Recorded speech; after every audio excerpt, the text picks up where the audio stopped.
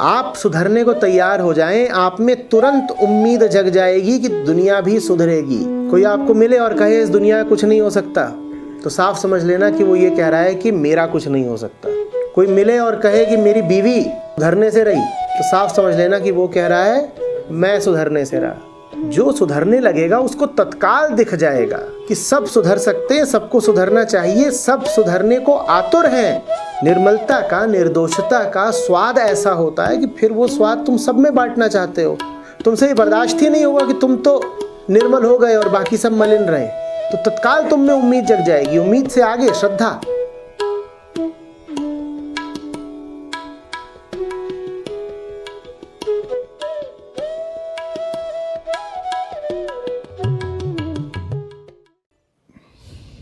प्रश्न करता है अपूर्व और अंशदीप, दोनों युवा हैं और दोनों के ही प्रश्नों का रुझान एक ही तरफ को है, तो उनको मिश्रित कर दिया गया है। क्या कह रहे हैं? सर नमस्ते। मैं जब अपनी ज़िंदगी के बीते सालों को देखता हूँ तो दिखता है कि बहुत कुछ किया जा सकता था, पर दूसरे क्या सोचेंगे, क्या कहेंगे, ये ख्याल कर कर के मैंने कुछ किया नहीं। और आपका जीवन देखता हूँ तो पाता हूँ कि आपने सब कुछ लीक से हटकर किया, कोई नायाब काम करने से कभी डरे नहीं। आपने लाइफ एजुकेशन जैसे काम को कॉरपोरेशन के साथ जोड़ दिया। 2006 में यूपीएससी छोड़ दिया बिना ख्याल करे कि लोग मेरे बारे में क्या सोचेंगे। फिर 2 प्रश्न करें। पहला, कृपया समझाएं कि ये दूसरे क्या सोचेंगे इत्यादि बीमारियों से कैसे बचूं। और दूसरा, कैरियर में लीक से हटकर कुछ एकदम नया आजमाने की हिम्मत कहाँ से लाऊं। आपने तो अपनी युवावस्था में ही सीधे उपनिषद पढ़ाने की संस्था शुरू कर दी थी। उतनी तो मेरी सामर्थ्य नहीं, पर मैं कविता और शायरी लिखता हूँ। मैं कैसे इसे ऊंचे से ऊंचा करके अपना कैरियर बनाऊं। अपूर्व और अंशदीप।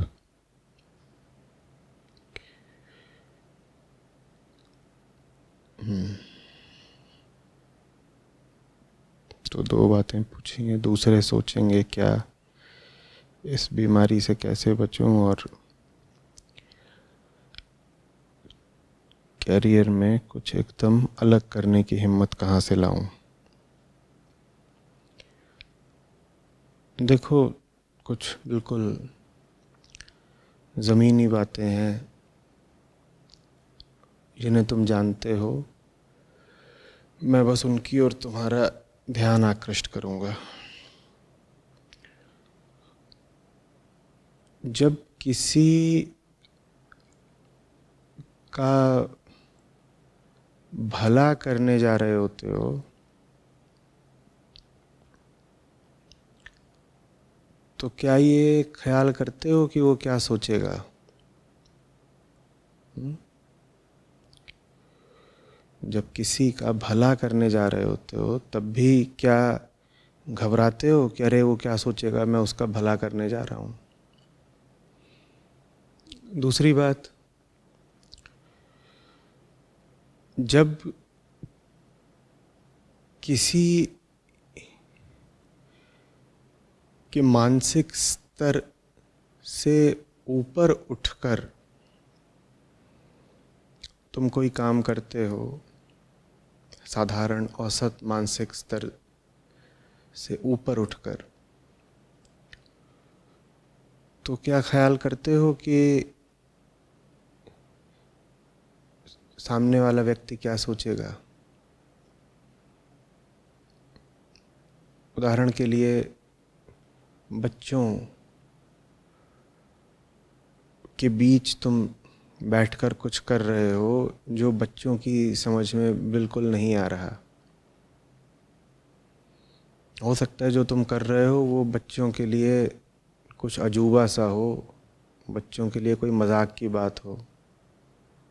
क्या तुम्हें ये ख्याल आता है कि बच्चे क्या सोचेंगे मेरे बारे में?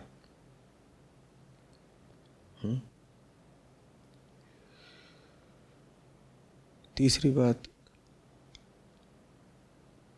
जब तुम कुछ ऐसा कर रहे होते हो जो तुम्हारे हृदय के बहुत निकट का होता है, जो तुम्हें इतना प्यारा होता है कि उसको करे बिना तुम जी नहीं सकते, क्या तुम तब भी यही विचार कर रहे होते हो कि दूसरे क्या सोचेंगे? क्या उस पल में दूसरे तुम्हारे विचार में होते भी हैं, कोई महत्व रखते भी हैं?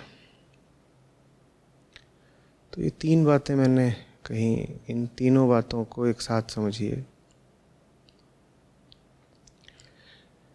दूसरे को लेकर झिझकना या शर्माना, कुछ लज्जित सा, कुंठित सा अनुभव करना तो तभी होता है जब दूसरे से कुछ नोचने खसोटने जा रहे हो, दूसरे को धोखा वगैरह देने जा रहे हो। तब ज़्यादा भीतर से आत्मग्लानि उठती है कि अरे मैं इतना नीच काम कर रहा हूँ, वो क्या सोचेगा मेरे बारे में? मैं उसी का अपहित करने जा रहा हूँ, वो क्या सोचेगा मेरे बारे में? कुछ गलत ही करने जा रहा हूँ ना मैं उसके साथ। और तुम जानते हो कि तुम जो करने जा रहे हो वो दूसरे के लिए ठीक नहीं है। तो इस कारण से तुम्हारा मन तुमको धिक्कारता है, तुम अपनी नज़रों में गिर जाते हो और सोचते हो दूसरा क्या कहेगा। अगर जो तुम करने जा रहे हो उसमें दूसरे का या सबका भला ही है, तो मुझे ये बात तो फिर भी थोड़ी प्राकृतिक लगेगी कि तुम कहो कि मुझे दूसरों से यश सम्मान कितना मिलेगा। लेकिन ये विचार फिर क्यों आएगा कि मुझे दूसरों से धिक्कार या अपकीर्ति या निंदा कितनी मिलेगी? तुम तो भाई दूसरों के लिए कुछ अच्छा करने जा रहे हो ना। तो अगर तुम्हें दूसरों से कुछ पाने की आशा है भी तो वो चीज़ होगी प्रशंसा। तुम्हें ये आशंका क्यों होगी कि दूसरों से निंदा या दुत्कार मिलेगी? अगर तुम्हें ये आशंका है कि दूसरों से तुमको निंदा या उपहास मिलने वाला है, तो इसका मतलब है कि तुम जो करने जा रहे हो वो कहीं ना कहीं किसी न किसी तल पर दूसरों के लिए घातक है। भाई जब तुम कहते हो कि मैं यही सोचता रह गया दूसरे क्या सोचेंगे, तो दूसरे क्या सोचेंगे ये सिर्फ प्रश्न ही थोड़ी रहा होगा तुम्हारे मन में। इस प्रश्न का तुम्हारे पास एक संभावित उत्तर भी था। उत्तर ये था कि दूसरे बुरा सोचेंगे। तुम कभी ये थोड़ा ही कहते हो कि दूसरे क्या सोचेंगे, कहीं बहुत अच्छा ना सोच लें मेरे बारे में। ऐसा भी सोचते हो क्या? जब तुम कहते हो दूसरे क्या सोचेंगे तो आशंका यही तो रहती है कि दूसरे बुरा सोचेंगे। अब दूसरे बुरा क्यों सोचेंगे? ज़रूर तुम्हारे पास कोई कारण है कि दूसरे तुम्हारा बुरा सोचें। ज़रूर तुमने उन्हें कोई कारण दिया है कि वो तुम्हारा बुरा सोचें। अब कारण तो एक ही होता है, कोई तुम्हारा बुरा सोचे। उसका कोई नुकसान कर रहे होगे, उसका कोई नुकसान हो सकता है कि सीधा प्रत्यक्ष नुकसान ना कर रहे हो सकता है कि छुपा छुपा कोई नुकसान कर रहे हो। बात समझ में आ रही है? नुकसान कई तरीके के होते हैं। नुकसान यही नहीं होता कि तुम गए तुमने किसी का रुपया पैसा छीन लिया। नुकसान ये भी होता है, उदाहरण के लिए, कि तुमने किसी के साथ कोई वादा किया, एक समझौता, एक अनुबंध, और वो तुमने तोड़ दिया। तो फिर तुम कहते हो अरे ये दूसरा क्या सोचेगा। उदाहरण के लिए एक बहुत सामान्य जो समझौता होता है घरों में वो ये होता है कि हम तुमसे कुछ तरह की सुविधाएं ले रहे हैं और उन सुविधाओं के एवज में अब हम काम वो करेंगे जो तुम चाहते हो। बाप बेटे के बीच में ये अनुबंध हो सकता है कि बेटा हो गया 25 साल का, 28 साल का, और बाप एक स्थापित व्यापारी है और बेटा बाप की रोटियां तोड़ रहा है, और एक अलिखित दोनों के बीच में समझौता है कि बेटा बाप की रोटियां तोड़ेगा, बाप बेटे को रोटियां, पैसा, सुविधाएं, विलासिता का साज सामान, ये सब मुहैया कराता रहेगा। इसके बदले में बेटा क्या देगा बाप को? अपने कैरियर पर पूरा नियंत्रण। अब ये समझौता है, ठीक है। समझौता क्या है? आप मुझे पैसा देते रहोगे, सुविधाएं देते रहोगे, मैं आपके घर में रहूँगा, मैं 26 का हो गया, मैं 28 का हो गया, लेकिन मैं आपके ऊपर बिल्कुल बोझ की तरह हूँ। आप मुझे ये सब देते जा रहे हो, पर आप मुझे ये सब दे रहे हो तो बदले में आप भी तो मुझसे कुछ चाह रहे होगे, तो बदले में आपको क्या दे रहा हूँ? अपने जीवन पर, अपनी आजीविका पर, शादी ब्याह के अपने निर्णय तक पर, और निश्चित रूप से अपने कैरियर पर पूरा अधिकार। आप जैसा बोलोगे मैं वो करूँगा, जिधर को आप कहोगे यहाँ नौकरी कर लो, यहाँ धंधा कर लो, मैं वो सब कुछ करूँगा। अब अगर तुम निकल पड़ो कुछ अलग ही करने के लिए जो तुम्हारे पिता की अपेक्षाओं के विपरीत है, तो निश्चित रूप से तुम्हारे मन में ख्याल आएगा कि पिता क्या सोचेंगे, पिता क्या बोलेंगे, क्योंकि तुमने धोखा तो किया ही है। वो करार किसी भी स्तर का रहा होगा, लेकिन था तो था ही। तुम ये कह सकते हो कि ये एक घटिया स्तर का समझौता था, घटिया हो चाहे ऊंचा हो, समझौते पर दोनों ही पक्षों के अदृश्य हस्ताक्षर थे कि नहीं? और एक पक्ष ने तो अपनी तरफ का काम पूरा करा, पिता ने तो अपनी ओर से जितने पैसे देने थे और जो कुछ भी सुविधाएं पूरी दी। और जब बेटे की बारी आई तो बेटा बोला नहीं, अब मैं तो जा रहा हूं, मैं कुछ और करूंगा। तो भले ही वो एक घटिया किस्म का समझौता था, लेकिन फिर भी उसमें फरेब तो हुआ है, तो फिर आप डर जाते हो। इसी तरीके के सामाजिक पारिवारिक समझौते, कॉन्ट्रैक्ट्स हम सबसे करके रखते हैं।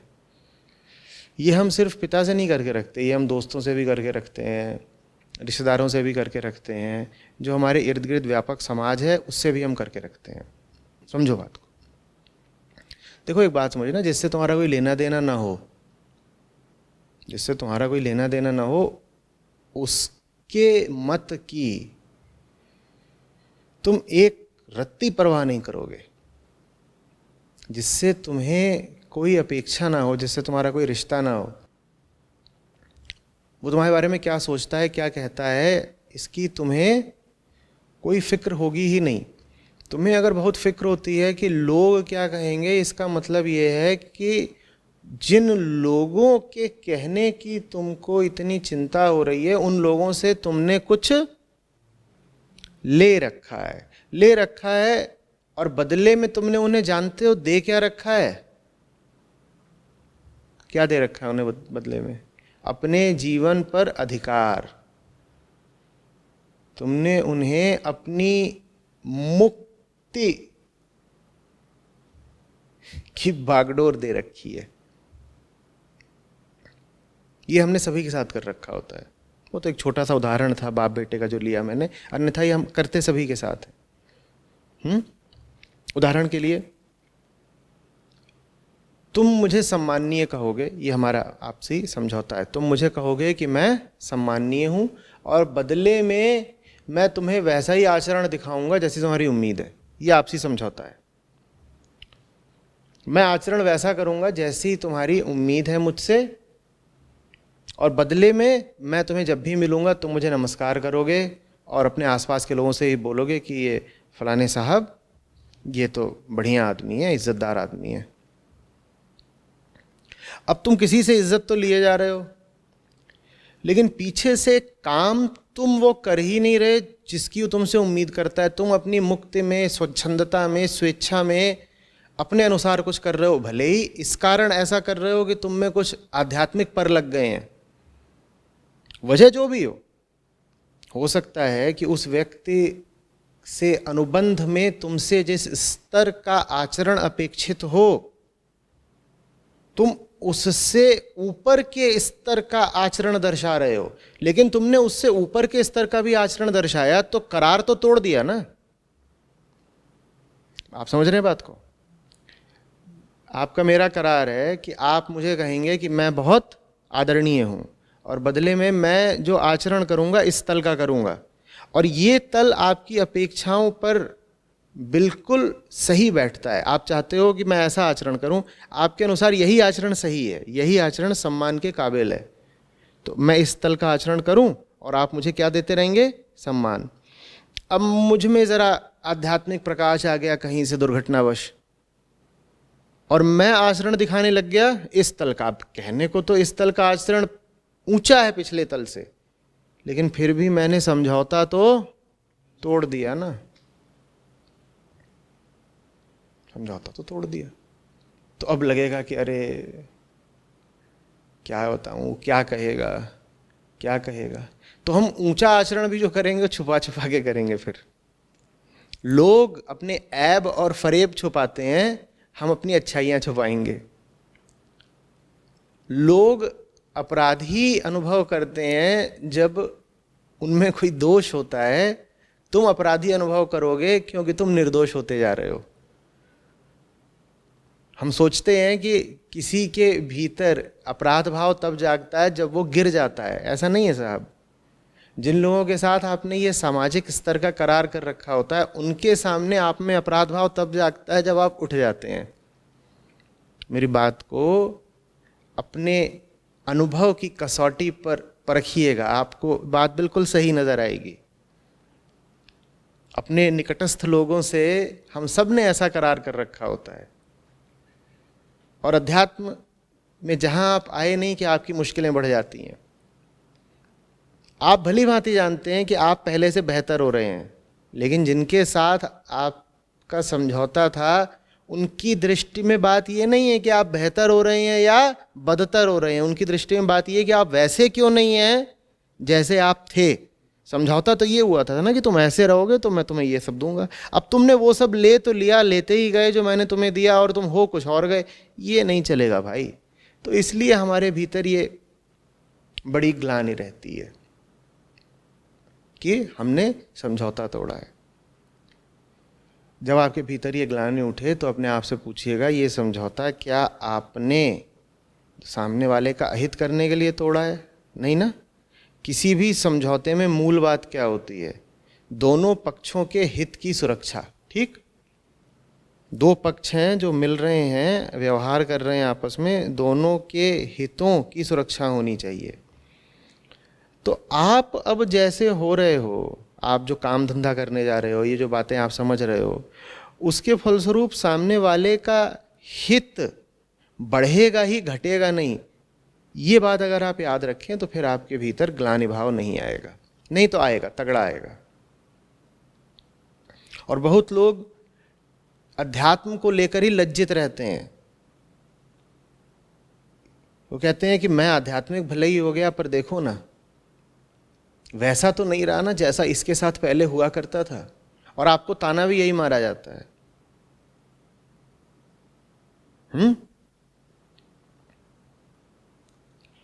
निकाय साहब वो बोले कि वो अब बोला करती है, कहती है अब हो गए होगे तुम बहुत ऊंचे,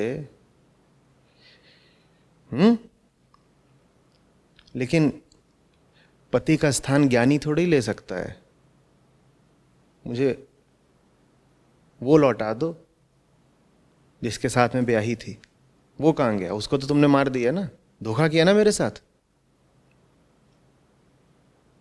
और बात इतनी तार्किक लगती है कि कलेजा धक से हो जाता है कि बात तो बिल्कुल सही है, ये तो इसके साथ बेवफाई कर दी मैंने। ये जिसको ब्याह के आई थी वो तो अब मैं रहा नहीं, तो ये तो मैंने धोखा कर दिया ना, ये तो मैंने समझौता तोड़ दिया, तो गलत हो गया। ये बिल्कुल वैसे ही गलत हो गया कि जैसे कोई जनरल के डब्बे का टिकट खरीदे और आप उसको फर्स्ट एसी में बैठा दो। ये उतना ही बड़ा अत्याचार है।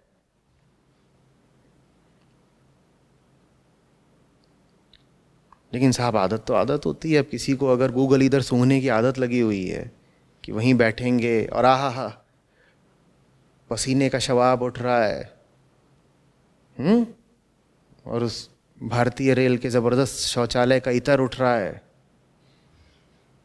और वो जब हमारे फेफड़ों में पहुंचता है तो कोरोना आत्महत्या कर लेता है अंदर। आदत लगी हुई है उसी चीज की। तो फिर उसके सामने प्रथम श्रेणी वातानुकूलित भी बहुत बेकार नजर आता है कि ये क्या है, तो बेकार, कोई लौटा दे मेरे बीते हुए दिन। आहा, ऐसी ज्यादातर लोगों की आदत है। अभी हंस रहे हो क्योंकि बात को मैंने बहुत स्थूल करके बता दिया, पर सूक्ष्म रूप से रिश्तों में ऐसा ही होता है।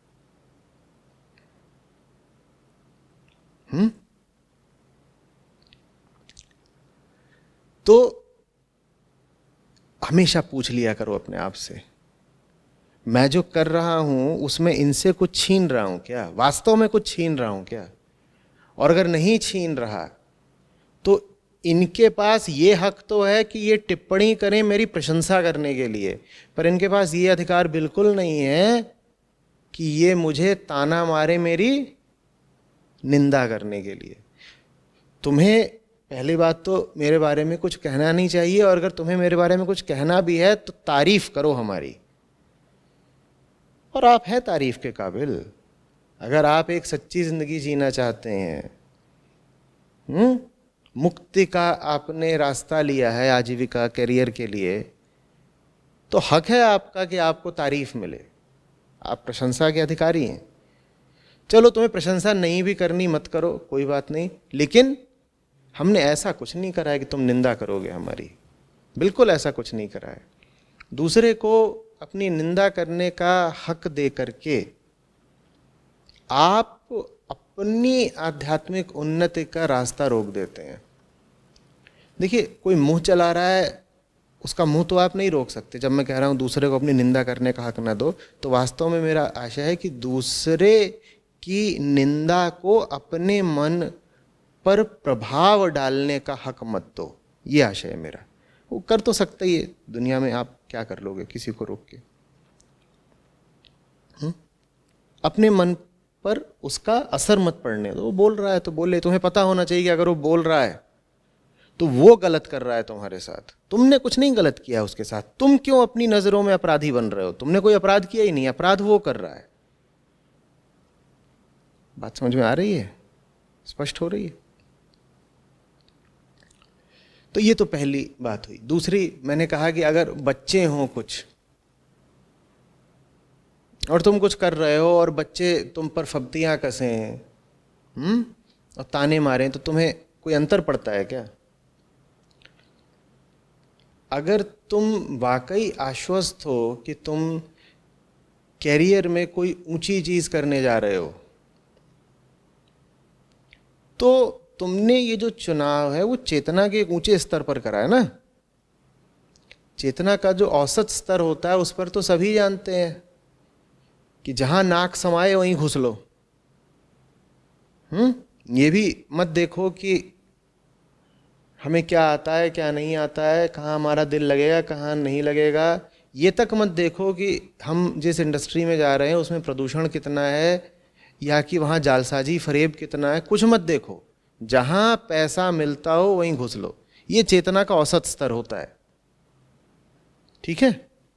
और जहाँ घुस गए हो वहाँ से कहीं पे 500 रुपये ज़्यादा मिलते हो तो फट से उठा करके वहाँ भाग जाओ। ये चेतना का औसत स्तर है। तुमने इससे ऊपर जाकर के अगर जीवन में कोई फैसला करा है तो तुम ऊंचे उठे ना भाई, ऊंचे उठे ना। तुम्हें नाज होना चाहिए ना अपने ऊपर कि मैं ऊंचा उठाऊं। तुम अगर ऊंचे उठे हो तो बाकी सब जो तुम्हारे आसपास हैं वो तुम्हारी अपेक्षा, मैं तुम्हारा अहंकार बढ़ाने के लिए सब नहीं बोल रहा हूं कि तुम कहो मैं ऊंचा उठ के बाकी सब नीचे हैं और मैं महान हूं। वो सब नहीं है। पर तथ्य तो तथ्य होता है। चेतना का ऊंचा स्तर भी एक तथ्य है और चेतना का गर्हित स्तर भी एक तथ्य है। ये तो है ना, तुम जानते हो अपने ही भीतर। कभी तुम्हारी ही चेतना ऊंचाइयों पर होती है और कभी तुम ही तमाम तरह के माया और फरेबों में फंस करके चेतना का स्तर अपना बहुत गिरा लेते हो। तो जानते हो कि निचला स्तर भी कुछ होता है और उचला स्तर भी कुछ होता है। ये काल्पनिक बातें तो नहीं।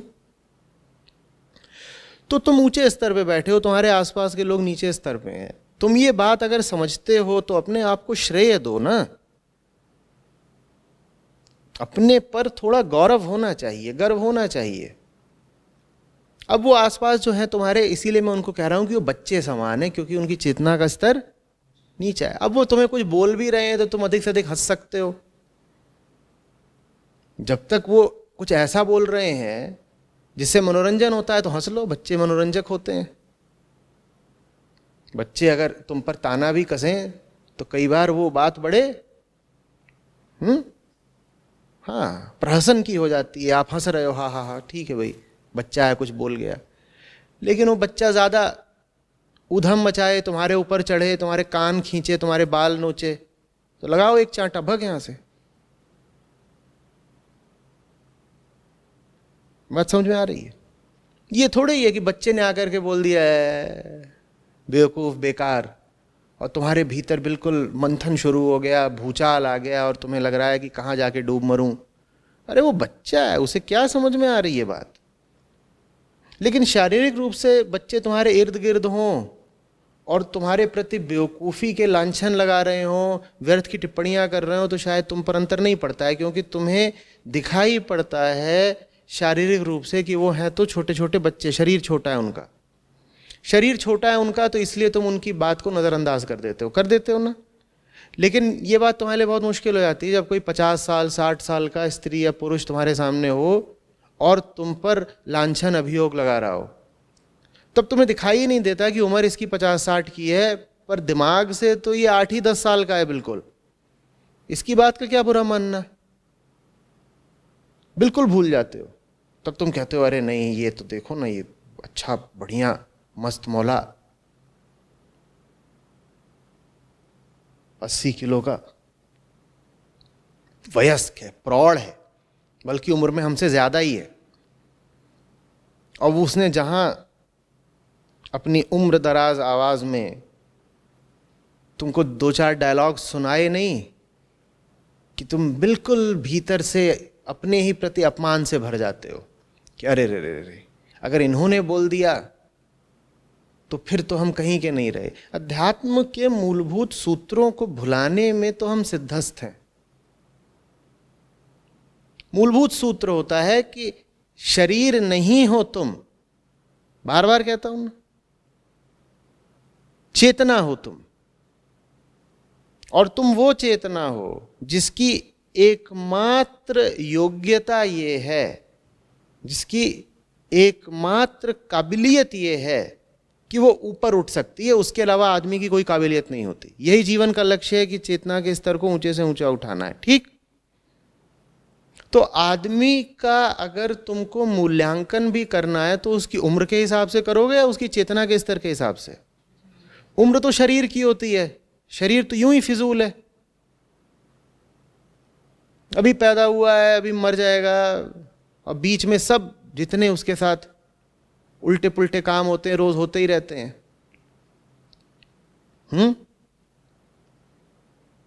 बेहोश हो जाओ तुम तो यही नहीं होता कि बीमार भर हो। मान लो तुम्हारे भेजे में चोट लग गई और तुम बेहोश हो गए, और ऐसे बेहोश हुए हो कि 2 महीने तक बेहोश पड़े हो। तो ऐसा ही नहीं होता फिर कि तुम्हारे बस मस्तिष्क में चोट लगी, तुम्हारा पूरा शरीर सड़ने लग जाता है। ऐसा है शरीर। जानने वालों ने यूं ही थोड़ी कहा है कि शरीर सब प्रकार के दोषों का, विकारों का और मल मूत्र का घर है।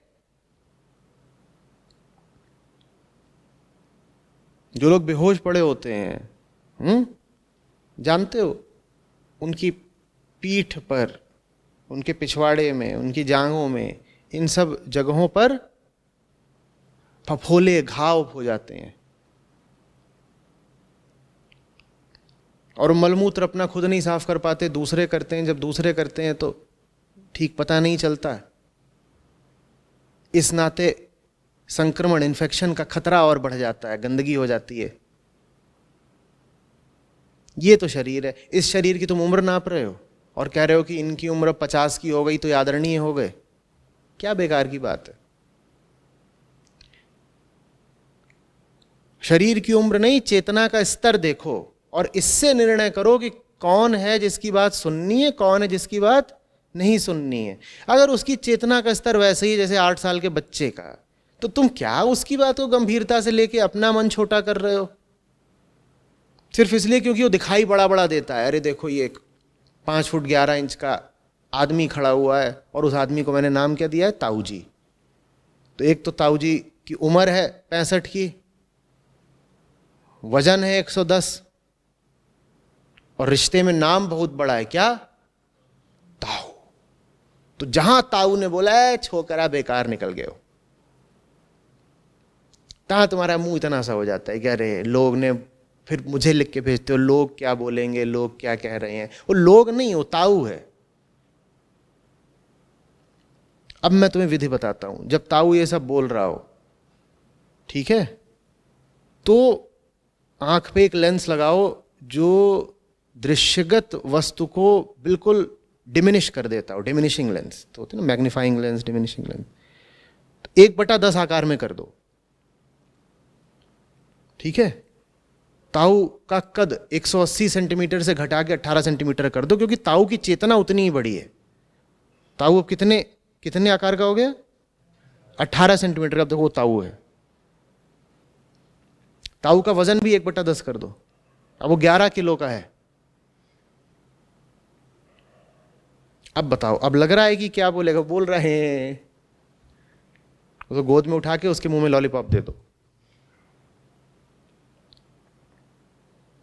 अब नहीं लगेगा कि लोग क्या बोलेंगे। ये बिल्कुल सही विधि है। जब ऐसे कोई तुम पर चढ़ा आ रहा हो ना, अपने रुतबे के कारण, अपनी उम्र के कारण या रिश्ते के कारण, तो वो विशेष आध्यात्मिक लेंस लगा के उसको देखा करो। उसको सी लेंस बोलते हैं, चेतना लेंस। वो बस ये देखता है कि इसकी चेतना की उम्र कितनी है, और जितनी उसकी चेतना की उम्र होती है उसी हिसाब से वो उसके शरीर की उम्र, शरीर का आकार बना देता है। कला में इसको इम्प्रेशनिस्ट पेंटिंग बोलते हैं। विंसेंट वैन गॉग इसके बड़े पारखी थे। तो कहते थे मैं चीज़ों को वैसा नहीं दर्शाऊंगा आकार में जैसी वो आकार में होती हैं, मैं उनको वैसा दर्शाऊंगा जैसी वो मुझे प्रभावित करती हैं। उदाहरण के लिए अगर मैं रात में तारों को देख रहा हूँ आसमान में, तो जब मैं आसमान में तारों को देख रहा हूँ तो उसमें तो तारों का आकार बिंदु बराबर ही है, ठीक जैसे किसी बड़ी स्याह काली चादर में श्वेत बिंदु लटक रहे हों। लेकिन मेरी सारी चेतना देख किसको रही है, उस काली चादर को या उन छोटे छोटे श्वेत बिंदुओं को? तो बोले महत्व किसका है फिर? उन छोटे बिंदुओं का। तो वो जब पेंटिंग बनाते थे तो उसमें तारे इतने बड़े बड़े होते थे, ये बड़े बड़े तारे। बोलते थे इंप्रेशन तो इन्हीं का पड़ रहा है ना, तो जब महत्व इनका है तो मैं अपनी पेंटिंग में इनको छोटा छोटा क्यों दिखाऊं? कहते थे बिल्कुल उसी तरीके से तुम देखो। तुम बोलो ये नहीं देखना कि इनका स्थूल तौर पर आकार कितना है, 180 सेंटीमीटर, वो देखना ही नहीं है। मैं तो ये देखूंगा कि इनकी चेतना का कद कितना है। दुनिया को ऐसे देखना शुरू कर दो, फिर समझ में आएगी बात। उसके बाद नहीं होगा ये लोग क्या कहेंगे। आधे लोग तो तुम्हें दिखाई देना ही बंद हो जाएंगे क्योंकि वो चेतना शून्य होते हैं। तुम उनके आर पार निकल जाओगे, खड़ा है तुम उसके आर पार निकल गए, वो है ही नहीं। वो बोले तुम्हारी परवाह नहीं करते, तुम बोलो तुम हो ही नहीं, यू डोंट एग्जिस्ट। तुम्हारी परवाह क्या करें? और जो है ही नहीं उसको लेकर के तुम्हारे भीतर ही चिंता आएगी क्या कि ये क्या बोलेगा? अब आएगी ही नहीं ये चिंता। बात खत्म। बात समझ में आ रही है?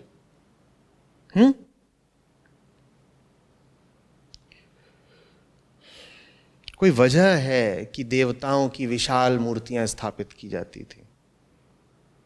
वो विशालता क्या दिखा रही है? उनके शरीर का कद? ना ना ना ना ना, उनकी चेतना का कद। आज भी महापुरुषों की ऊंची ऊंची मूर्तियां स्थापित की जाती हैं। अभी हाल ही में, पिछले साल ही भारत में एक बहुत बड़ी मूर्ति स्थापित की गई, तुम लोग जानते ही हो। उतनी बड़ी मूर्ति क्यों बनाई गई भाई? ये क्या बात है? जरूर वो जिस चीज का प्रतीक है वो चीज बहुत ऊंची है ना। चाहे स्टैच्यू ऑफ लिबर्टी हो, चाहे स्टैच्यू ऑफ यूनिटी हो, वो चीज बहुत ऊंची है। मुक्ति और एकत्व, ये बातें बहुत ऊंची हैं, इसीलिए उनका कद इतना ऊंचा दिखाया जा रहा है। नहीं तो कोई इंसान इतना बड़ा होता है कि तुम सोचते नहीं कि ये क्या बात है, इतना बड़ा बना दिया, इतना तो कोई होता नहीं, चीज ही गलत है, आपत्ति क्यों नहीं करते? इसी तरीके से हर इंसान की मूर्ति को उसकी चेतना के अनुपात में देखना सीखो। महापुरुष है तो बहुत ऊंचा है, जैसे उसकी मूर्ति ऊंची होती है। और ऐसे ही है, ऐसे ही सड़क छाप इधर उधर लोग फिरते रहते हैं, साधारण औसत जनता। तो वो अगर 180 सेंटीमीटर का है तो मैं कह रहा हूं उसको 18 सेंटीमीटर जाना करो, वैसे ही देखा करो, बच्चा है। ऐसे चाहो तो संबोधित भी वैसे ही कर सकते हो। हाँ, उसमें थोड़ा खतरा हो जाएगा, होगा तुमसे उम्र में 40 साल बड़ा, बोलो बेटे, बच्चे, लोलू, गोलू। इसमें ताऊ को झटका लगने की संभावना है, तो संभाल के। आ रही बात समझ में? अब जो तीसरा मुद्दा था उस पर आते हैं। तीसरी चीज मैंने कही थी कि तुम्हें किसी चीज से जब दिल से प्यार होता है, करियर के संदर्भ में या वैसे भी, तो तुम्हारे मन में दूसरों का ख्याल भी बचता है क्या? तुम्हारे मन में तो एक ही चीज फिर बच जाती है, क्या? वो जिससे तुम्हें प्यार है। दूसरों की बातों के बारे में तुम कुछ सोचो, इसके लिए तुम्हारे मन में इतनी जगह तो होनी चाहिए ना कि दूसरे वहां आके बैठें।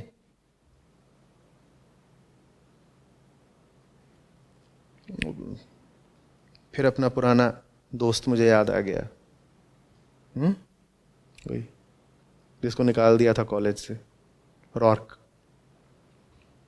तो टूही ताऊ उसको एक दिन मिलते हैं, तो उससे पूछ रहे हैं, वो टूही ताऊ की उम्र का था रॉर्क के, तो उससे पूछ रहे हैं कि what do you think of me? एक सवाल है, इतना बता दो, what do you think of me? Roark रुका, थोड़ा ख्याल किया, बोला I don't think of you. क्या? I don't think of you. भाई मेरे पास बहुत अच्छा अच्छा और ऊंचा ऊंचा है सोचने के लिए। मैं जो जिंदगी जी रहा हूं मुझे उससे प्यार है, क्योंकि उस जिंदगी में वो काम कर रहा हूं जिस काम से मुझे प्यार है। मेरा एक एक पल, मेरी एक एक सांस आच्छादित है मेरे प्रेम से। मैं जगह कहां से लाऊं, तुम्हें अपने मन में कहां से बैठाऊं? कोई छोटा मोटा कोना भी रिक्त नहीं है। मैं कैसे परवाह करूं तुम्हारे दृष्टिकोण की, तुम्हारे मत की, तुम्हारे विचारों की? कैसे परवाह करूं? परवाह करने के लिए मुझे थोड़ी देर के लिए उससे अलग होना पड़ेगा जिससे प्रेम है मुझे। उससे अलग मैं होना नहीं चाहता, उससे अलग मैं होना नहीं चाहता, तो तुम्हारी बातों का ख्याल करूं कैसे? बात समझ में आ रही? तो जो लोग कहें कि अरे मैं जिंदगी में वो नहीं कर पाया जो मैं करना चाहता था, क्योंकि दूसरे लोगों ने ताना मार दिया या समाज का दबाव आ गया, उनसे मैं कहूँगा तुम कुछ करना ही नहीं चाहते थे, प्यार तुम्हें था ही नहीं। हाँ, यूं ही तुम्हें कोई बिजनेस आइडिया आ गया होगा, वो बहुत हैं, वो बाजार में तैरते रहते हैं, नए नए, किसी को ये ख्याल आ रहा है, किसी को वो ख्याल आ रहा है। एंटरप्रेन्योरशिप ना हुई, हर साल फैशन बदलने वाली जीन्स जैसी कोई चीज़ हो गई कि इस साल कौन सी तरह की एंटरप्रेन्योरशिप हॉट है, तो वो आ गया, ये आ गया।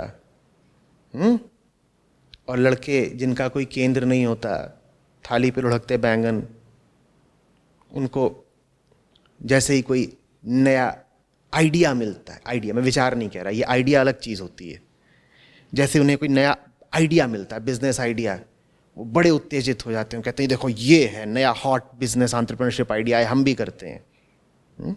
और उसमें लग जाते हैं, कुछ अपना पैसा फूंकते हैं, कुछ बाप की दुकान बेच देते हैं, और नहीं तो मूर्ख इन्वेस्टर्स भी बाज़ार में बहुत तैर ही रहे हैं, उनका पैसा मिल जाता है, इस राउंड की फंडिंग, उस राउंड की फंडिंग। तो अपना कुछ दिनों तक काम चलता है, उसके बाद हो गया है, हमारा क्या है, कुछ नहीं। एक के बाद एक इसी तरह से करते चलो, डुबाते चलो इधर उधर से सब कुछ, और फिर बोल दो मैं तो सीरियल एंटरप्रेन्योर हूं।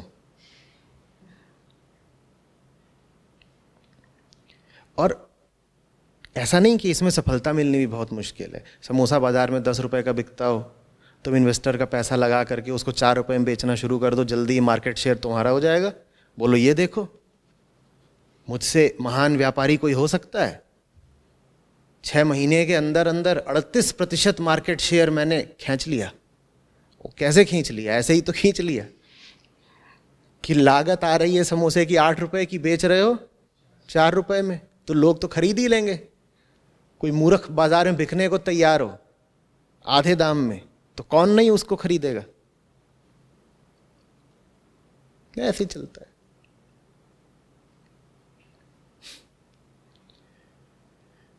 ये सब चीजें प्रेम नहीं कहलाती।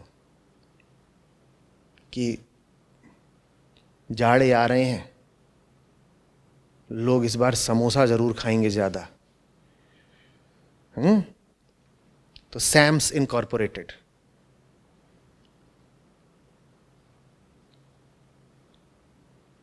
और फिर अगली बार कुछ और। अब क्या हो रहा है, बरसात आ रही है, पकौड़ा बिकेगा, द पैक्स इनकॉर्पोरेटेड। ये प्रेम की चीज है कि जिधर को हवा चली उधर कोई तुमने धंधा चला लिया। प्रेम बिल्कुल दूसरी बात होती है, बिल्कुल दूसरी बात।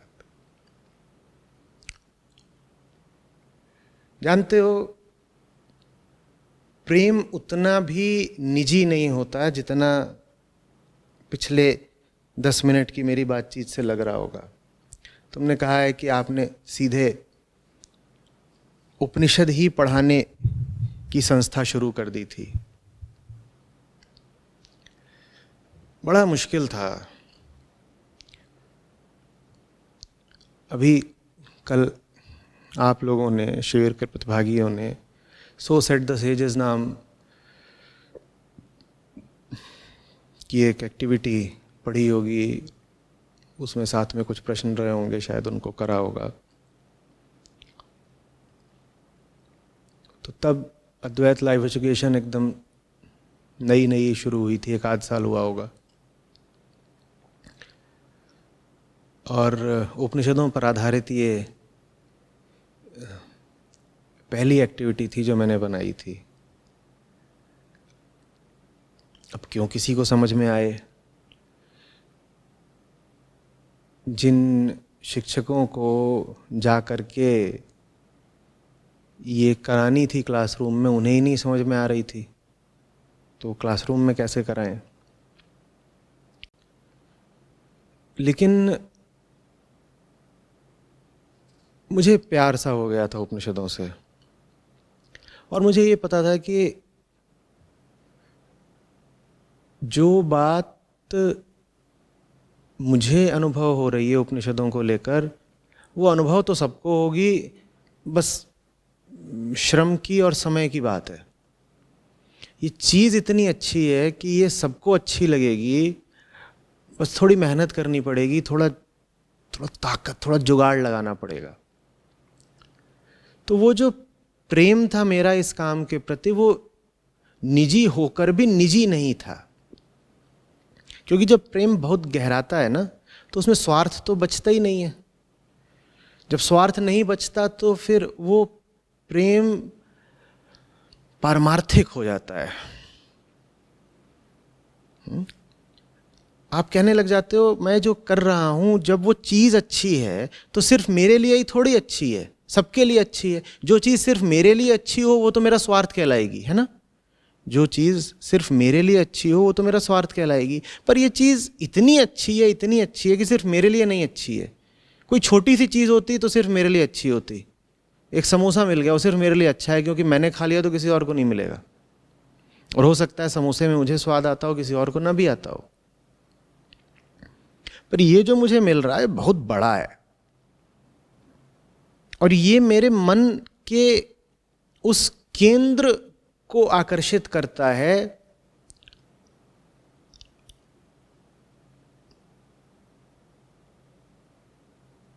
जहां तक बहुत कम चीजें पहुंचती हैं। हजारों चीजें हैं जो आपको आकर्षित करती हैं, पर वो सब आकर्षण अलग अलग तल के होते हैं ना। कोई चीज है जो आपको बहुत ही सतही तौर पर आकर्षित करती है। उदाहरण के लिए प्यासे को पानी, मुझे पानी चाहिए। फिर एक चीज है जो आपको बिल्कुल निजी तौर पर ही आकर्षित करती है। उदाहरण के लिए आपको एक टी शर्ट पहननी है। और फिर कोई चीज होती है जो आपको इतनी गहराई से आकर्षित करती है, इतनी गहराई से आकर्षित करती है कि उस गहराई पर आपकी व्यक्तिगत सत्ता ही नहीं बची होती है। उस गहराई पर आप और दूसरा व्यक्ति एक हैं। माने कि वो जो आकर्षण आपको अनुभव हो रहा है वही आकर्षण दूसरे को भी अनुभव होगा अगर अनुकूल स्थितियां बना दी जाएं। ये चीज ऐसी नहीं है जो सिर्फ मेरे लिए उपयोगी है, इसीलिए तो मुझे इससे इतना प्रेम है। ये चीज बड़ी जबरदस्त है, विराट है, तभी तो मुझे इससे प्रेम है। और अगर ये चीज इतनी जबरदस्त है, इतनी विराट है, तो सिर्फ मेरे काम की नहीं हो सकती ना, ये सबके काम की है।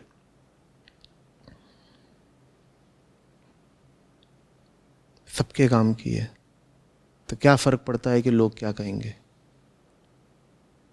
जो कुछ भी कह रहे हो लोग, ये चीज तो सबके काम की है ना। जो ताने भी कस रहे हो उनके भी काम की है। मैं इसे छोड़ कैसे दूं? इतनी बढ़िया, इतनी प्यारी चीज है, मैं इसे छोड़ कैसे दूं? पहली बात, मैं इसे छोड़ सकता नहीं।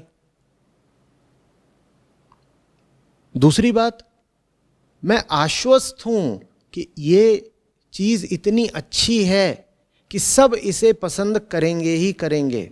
और अगर सब इसे पसंद करेंगे ही करेंगे तो यार 2-4 रुपए क्या चीज होते हैं। शरीर चलाने के लिए, जीवन की मूलभूत आवश्यकताओं के लिए बहुत पैसा तो चाहिए नहीं ना।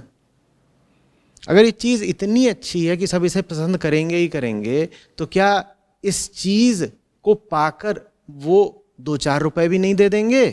लो, हो गई एंटरप्रेन्योरशिप।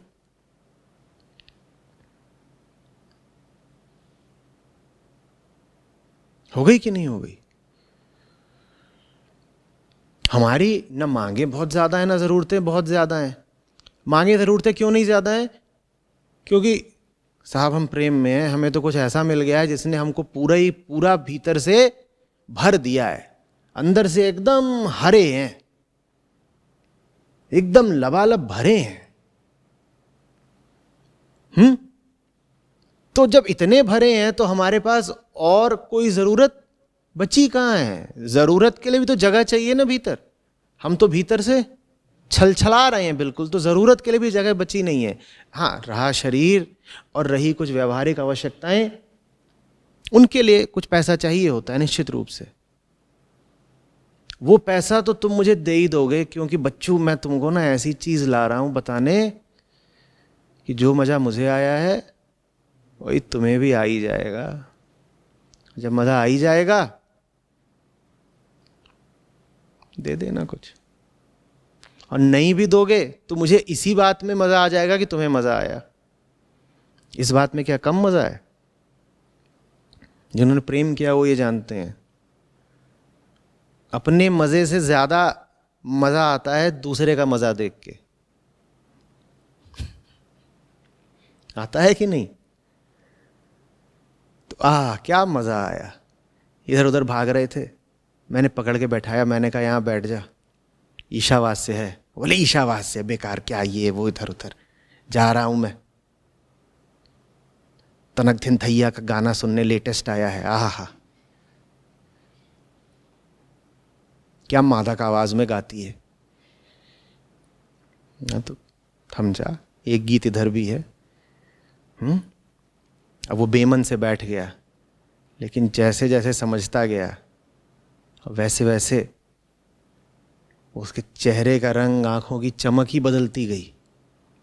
और तुम ये देख रहे हो और तुमको मजा आ रहा है, तुम कह रहे हो ये देखो 1-0। मारा ना मैंने गोल। अब उससे तुम्हें कुछ पैसा मिल गया तो बहुत अच्छी बात, नहीं मिला तो भी कम से कम अच्छी बात तो है ही। मजा कितना आया था पढ़ाने में, बात समझ में आ रही है। अब पैसा बोनस हो जाता है। अब पैसा पारिश्रमिक नहीं है कि मैंने इतना परिश्रम किया है इसके बदले में मुझे पैसा दो। अब पैसा कॉम्पेंसेशन नहीं है, रिन्यूमरेशन नहीं है, मुआवजा नहीं है। अब पैसा क्या है?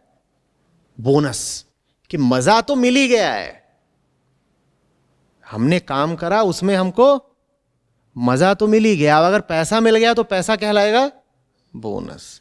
ये हुई एंटरप्रेन्योरशिप। अब इसमें नुकसान का कोई सवाल ही नहीं पैदा होता। कैसा लगा ये बिजनेस आइडिया? Full proof. नुकसान की कोई संभावना ही नहीं है, क्योंकि तुम्हें निर्भर ही नहीं रहना है क्लाइंट के चेक पर। तूने चेक दे दिया, बहुत मजेदार बात। चेक नहीं भी दिया तो भी हमें क्लास में तो मजा आ ही गया था ना।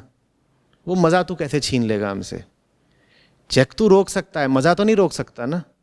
और हमारे भी पिछले 15 साल में जब संस्था बनी थी, बहुत सारी ऐसी यूनिवर्सिटीज़ थी, कॉलेज थे, जिनके साथ भाई एग्रीमेंट होता था कि आप इतनी राशि का हमें भुगतान करेंगे। वो खा जाते थे, पचा जाते थे। उनको लगता था उन्होंने कितनी बड़ी चीज़ रोक ली। उनको ये पता ही नहीं था कि असली चीज़ तो रोक ही नहीं सकते, मज़े तुम लूट ही आए। उस पे कैसे तुम रोक लगा दोगे? स्टॉप चेक कर सकते हो, स्टॉप जॉय कैसे करोगे? वो तो अपने हाथ की चीज है ना। समझ में आ रही है बात? मूलभूत चीज समझो। अगर जो तुम कर रहे हो वो तुम्हारे लिए इतनी महत्वपूर्ण है, इतनी महत्वपूर्ण है, तो ऐसा हो नहीं सकता कि वो दूसरे के लिए महत्वपूर्ण ना हो। फिर तो बात बस समझाने की है और इंतजार करने की है और श्रम करने की है। लेकिन वो चीज, शर्त यह है कि वाकई महत्वपूर्ण होनी चाहिए। तुम ये नहीं कह सकते कि मुझे तो साहब हरे रंग की चटनी बहुत पसंद है, तो वो दूसरे के लिए भी तो बराबर की महत्वपूर्ण होगी ना। नहीं साहब, उपनिषदों को पसंद करना और हरे रंग की चटनी को पसंद करना दो बहुत अलग अलग बातें हैं। आप हरे रंग की चटनी का व्यापार करने निकलें, बहुत संभव है कि आप औंधे मुंह गिरें। लेकिन आप उपनिषद समझाने निकले लोगों को, तो बस धैर्य रखिएगा, लोग समझेंगे जरूर, क्योंकि वो बात सबके लिए है। जीव हम सब हैं, तनाव हम सबको है, डरते हम सब हैं, मृत्यु सबके सामने खड़ी है। तो उपनिषद भी फिर सबके लिए है ना। समझ में आ रही बात? जब उपनिषद सबके लिए हैं तो फिर क्या सोचना कि कोई क्या बोलेगा। तो ये 3 इसमें तरीके बता दिए इस विचार से निपटने के कि लोग क्या कहेंगे। अब फिर कहा है कि मैं कविता और शायरी लिखता हूं, इसे कैसे अपना कैरियर बनाऊं। कैरियर क्या बनाना है? ऐसा कौन है जिसे कविता की या शायरी की जरूरत नहीं है? रचनाकारों का मूल्य तो हमेशा से रहा है। हाँ, तुम्हारी रचना में दम होना चाहिए। तुम्हारी रचना फिर ऐसी नहीं होनी चाहिए कि जो लोगों को सतही तौर पर बस उत्तेजित कर दे। क्यों? नैतिकता का मसला नहीं है, ये बैड बिजनेस आइडिया है। बताओ क्यों? क्योंकि सतही तौर पर उत्तेजित करने वाले एक ढूंढो 1000 मिलते हैं। कंपटीशन ज्यादा है मार्केट में। ये काम इतना सस्ता, इतना घटिया, और इतना आसान है कि हर कोई करने के लिए तैयार बैठा हुआ है। ये जितनी ऐप्स आती हैं जिसमें 15 सेकंड के, 1 मिनट के वीडियो रहते हैं, वहां हर दूसरा आदमी शायर है और पेल रहा है अपनी घटिया शायरी। तो इसलिए मैंने कहा कि बाजार में प्रतिस्पर्धा बहुत है भाई साहब, मार्केट बड़ा कॉम्पिटिटिव है। अगर मार्केट बड़ा कॉम्पिटिटिव है तो माने वो चीज बहुत घटिया ही होगी, नहीं तो इतने लोग कहां से उस चीज का व्यापार करने निकल पड़ते।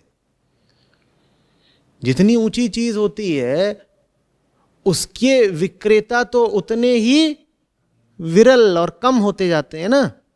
तुम कुछ करने निकले हो और वो काम तुम बहुत आसानी से कर ले रहे हो, तो दूसरा आदमी भी तो वो काम उतनी ही आसानी से कर लेगा ना।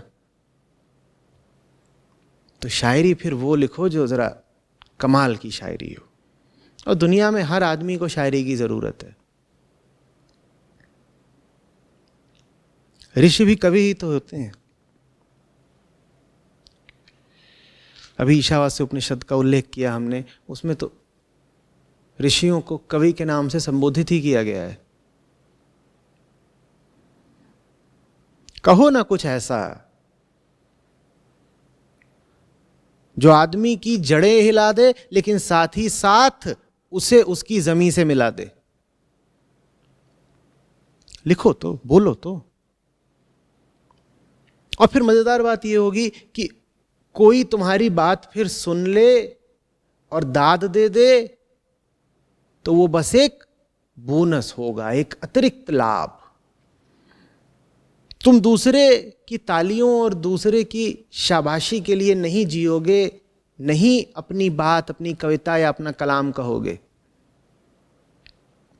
तुम कहोगे इसलिए क्योंकि तुम्हें कहना ही है। वो चीज ऐसी है कि उसको अभिव्यक्त किए बिना जी नहीं सकते, और उसको अभिव्यक्त कर लिया तो क्या आनंद आता है। ऐसा आनंद आता है कि 2-4 दिन खाली पेट भी चल सकते हैं। आनंद से पेट भरा हुआ है। नहीं, ये नहीं मतलब है कि खाली पेट चलना पड़ेगा। जो काम तुम कर रहे हो अगर उसमें मूल्य है तो क्यों तुम्हें खाली पेट चलना पड़ेगा भाई?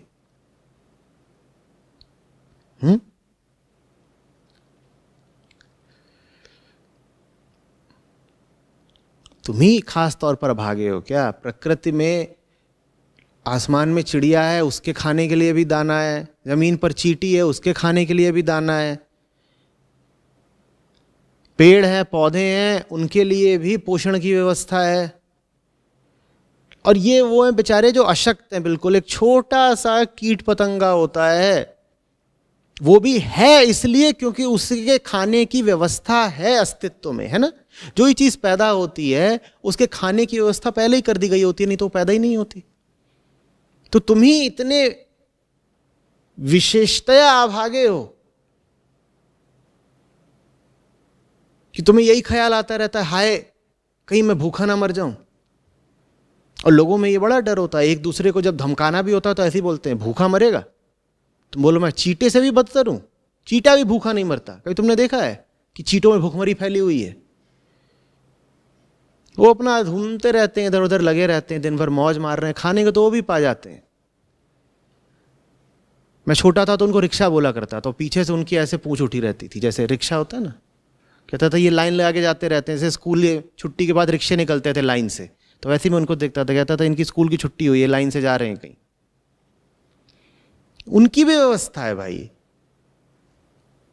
और उनका क्या जीवन, क्या उनका सामर्थ्य। कोई भी पांव रख देता है, कुचल जाते हैं, कहानी खत्म। पर वो भी आतंकित नहीं रहते। आदमी आतंकित रहता है, कहीं मैंने मजदूरी और मजबूरी की जिंदगी और नौकरी छोड़कर कोई ढंग का काम कर लिया तो कहीं मैं भूखा ना मरूं, और ताई खड़ी हो जाएगी। और ताऊ है तो ताई पीछे वहीं छुपी हुई थी। ताई आएगी, ताई ऐसे ऐसे हाथ हिला के तारी, अरे वो है ना वो सावंत का बेटा, भूखा मरा था।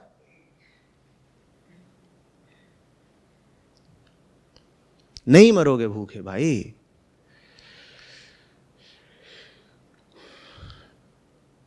तुम्हारी इच्छाओं की भूख पूरी होगी, इसकी कोई आश्वस्ति नहीं होती, लेकिन शरीर की भूख का पर्याप्त प्रबंध है अस्तित्व में।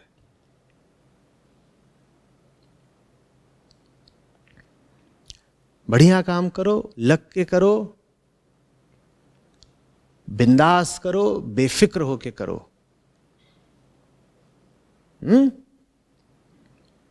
जो तुम कर सकते हो करो, बाकी साहब देखेंगे।